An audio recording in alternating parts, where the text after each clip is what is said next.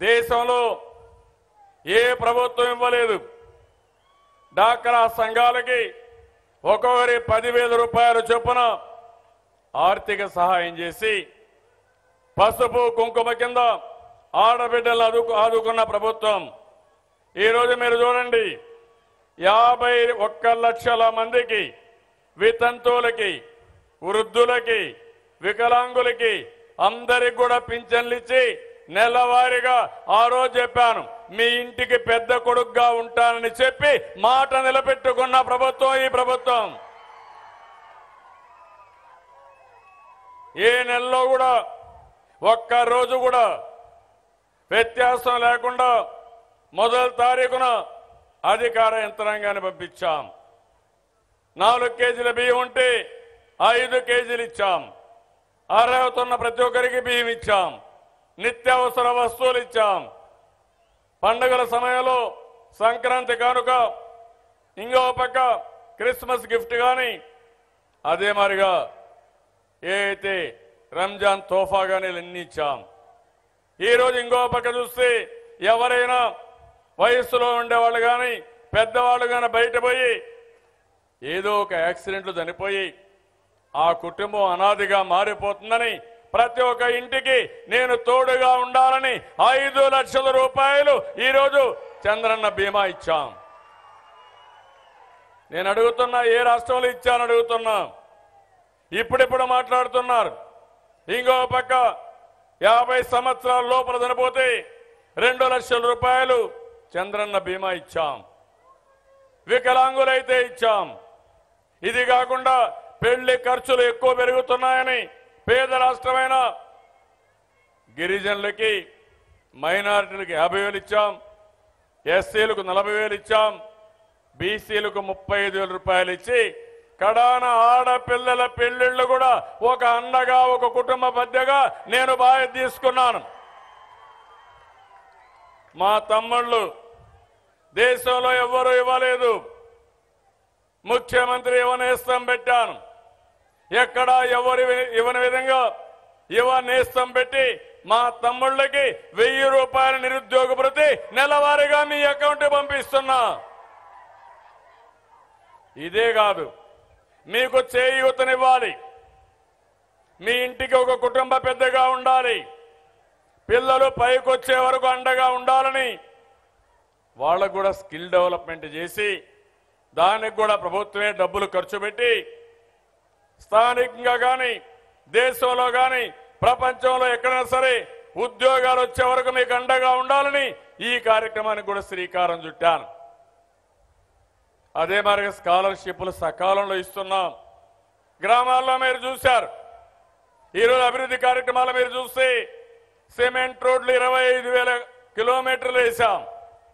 10 లక్షల form Pond's దువ్వాం. 35 లక్షలు మరుగుదొడ్లు కట్టించాం. పేదవాళ్ల కోసం, ఇండ్ల కోసం 25 లక్షల ఇండ్లు 80 కోట్ల రూపాయలు ఖర్చు పెట్టి నిర్మాణం చేసే ఏకైక ప్రభుత్వం ఈ ప్రభుత్వం. అవునా కాదా తమ్ముళ్ళు, మీరే చెప్పండి. అవును అంటే చేలిపైకి చెప్పండి. అదే మరిగా గ్రామాల్లో ఎల్ఈడి బల్బులు పెట్టాం. ఎస్సీలకు, ఎస్టీలకు 100 యూనిట్ల కరెంటు ఉచితంగా ఇచ్చాం. ఇంకో పక్క అండర్ గ్రౌండ్ డ్రైనేజీ కూడా ముందుకు పోతున్నాం. ప్రతి ఒక్క ఇంటికి కొళ్ళాయి ద్వారా నీళ్లు ఇవ్వాలని, 2 సంవత్సరాల్లో ప్రతి ఒక్క ఇంటికి నీళ్లు ఇవ్వాలని పథకానికి కూడా శ్రీకారం చుట్టాం. ఈరోజు ఒక్క విషయం మీరు గుర్తుపెట్టుకోవాలి. ఆ రోజు నరేంద్ర మోడీ మనల్ని నమ్మించారు, మోసం చేశారు. 29 సార్లు వెళ్ళాను. ప్రతి ఒక్కసారి అడిగాను, గౌరవాన్ని ఇచ్చాను, మనిషి తగి కూడా చేశాను. మన మీద కనికరం రాలేదు, దయ చూపలేదు. కడాను నేను చూశాను. మోసం చేస్తున్నాడనే ఉద్దేశంతో తిరుగుబాటు చేసిన పార్టీ తెలుగుదేశం పార్టీ.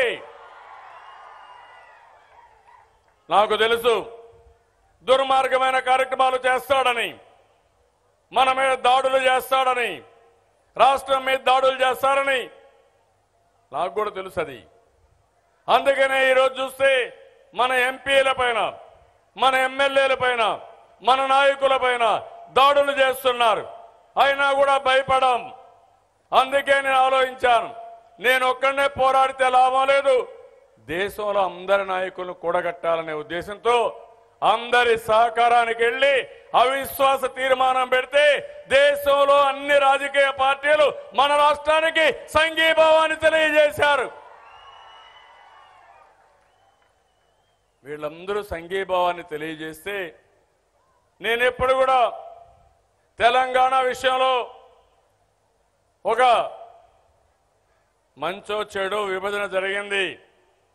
ఆ రోజు నేనే కష్టపడ్డాను. ఇప్పుడు కొంతమందికి ఇష్టం లేకపోవచ్చు. ఎవరిని అడిగినా చరిత్ర 9 సంవత్సరాలు కష్టపడ్డాం. హైదరాబాద్ని అభివృద్ధి చేశాం, ప్రపంచ పటంలో పెట్టాం. ఆదాయం అక్కడ రాష్ట్రానికి వస్తే పర్వాలేదు, మళ్ళా నాకు భగవంతుడు ఆ శక్తి ఇస్తాడు, ఇక్కడ వాళ్ళకు కూడా దానికంటే మెరుగైన వ్యవస్థని ఏర్పాటు చేస్తానని ముందుకు పోయాను. నేను ఎక్కడ లాలూచిపడలా, మీకోసమే పనిచేశాను. ఆ రోజు కూడా మీరు అర్థం చేసుకున్నారు. అందుకని ఈ రాష్ట్రం బాగుపడాలంటే నేనైతే తప్ప వేరే వాళ్ళ సాధ్యం కాదని మీరు ఏకకంఠంగా నాతో నిలిచారు.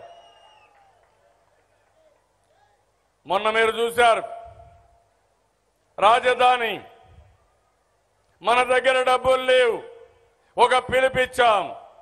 35,000 ఎకరాల భూమి ల్యాండ్ పూలింగ్ లో రైతులు ఇచ్చారు. ఎంత ఉదారంగా వచ్చారంటే ఒక నమ్మకం. 50,000 కోట్ల రూపాయలు విలువ చేసి ఆస్తినిచ్చి ఈరోజు రాజధాని నిర్మాణం నిజం చేసుకునే పరిస్థితికి వచ్చాం.